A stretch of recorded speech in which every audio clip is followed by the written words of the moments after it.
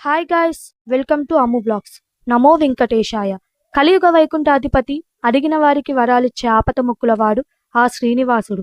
తిరుమల కొండలపైనే కాదు, తెలంగాణలోని ప్రముఖ ఆధ్యాత్మిక దారుల్లో ఒకటైన యాదాద్రి రాయగిరి గుట్టదారిలో కూడా స్వయంభు రూపంలో కొలువై ఉన్నాడని మీకు తెలుసా?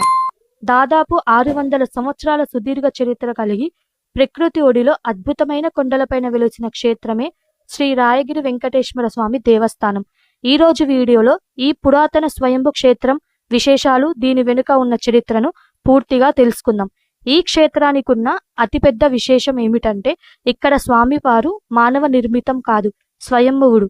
అంటే కొండపై స్వామివారు స్వయంభుగా వెలిశారు. స్థానిక కథనాలు మరియు చరిత్రకారుల ప్రకారం ఒక చాకలి దంపతులు తలపైన ఒక గంప సామానులతో తిరుపతి నుండి తిరుగు ప్రయాణం చేస్తున్నప్పుడు అలసిపోయి ఒక ప్లేస్లో విశ్రయిస్తూ ఉండగా ఆ దంపతులు ఇరువురు తండ్రి నీ కొండకి రాగలనా అనుకుంటూ ఉండడంతో స్వామివారు వారి స్వప్నంలో కనిపించి, మీరు అంత దూరం రానవసరం లేదు, నేను రాయగిరి కొండపైన వెలుస్తున్నాను, నాకు ఒక గుడి నిర్మించండి అని వాళ్ళకి స్వప్నంలో చెప్పారంట.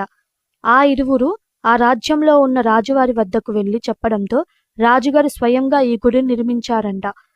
ఆ గుడి నిర్మాణంలో స్వయంగా రాజుగారు, రాజుగారి భార్య, వారి కుక్కతో సహా ఇటుకలు పైకి మోయడంలో సహాయం చేశారని చెప్తారు. తరువాత రాజుగారి స్వప్నంలో స్వామివారు కనిపించి మెట్ల మార్గం ఎలా నిర్మించారో చెప్పారంట. అలా ఆ వెంకటేశ్వర స్వామి స్వయంభువుడుగా అవతరించాడని నమ్ముతారు. ఇక్కడ స్వామివారిని దర్శించుకుంటే తిరుమల శ్రీవారిని దర్శించుకున్నంత పుణ్య ఫలితం లభిస్తుందని భక్తుల నమ్మకం. కాలగమనంలో ఎన్నో మార్పులు చూసిన ఈ రాయగిరి గుట్ట వెంకటేశ్వర స్వామి ఆలయం ప్రస్తుత కాలంలో ఎంతో మంది భక్తులు కొంగు బంగారంగా మారింది. ముఖ్యంగా బ్రహ్మోత్సవాల సమయంలో ఇక్కడ విశేష పూజలు జరుగుతాయి. స్వామివారి స్వయంభు రూపాన్ని కల్లారా వీక్షించి మనసారా మొక్కుకుంటే ఎలాంటి కష్టాలైనా తీరిపోతాయని ఇక్కడికి వచ్చే భక్తుల నమ్మకం.